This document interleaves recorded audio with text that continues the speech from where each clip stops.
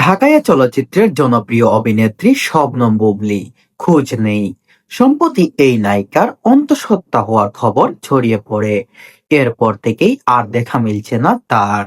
এমনকি অন্তঃসত্ত্বা হওয়ার বিষয়েও বুবলির পক্ষ থেকে কোনো কথা বলা হয়নি। সর্বশেষ গত 12ই ফেব্রুয়ারি দেখা গিয়েছে বুবলিকে।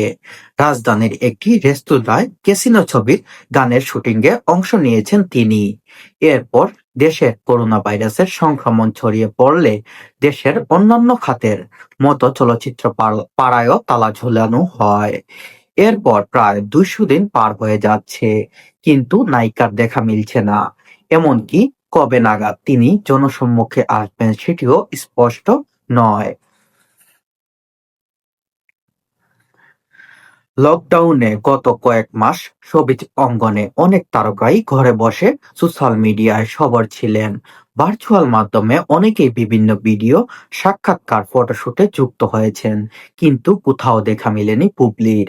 কানাঘুষা খবর আছে বুবলি এখন কানাডায় আছেন, আবার কেউ বলছেন যুক্তরাষ্ট্রে আছেন, কারো দাবি বুবলিতে ঢাকায় আছেন। আর আড়ালে যাবার আগে বুবলি নিজেই একবার জানিয়েছিলেন চলতি চলচ্চিত্র বিষয়ে লেখাপড়া করতে তিনি নাকি আমেরিকায় অবস্থান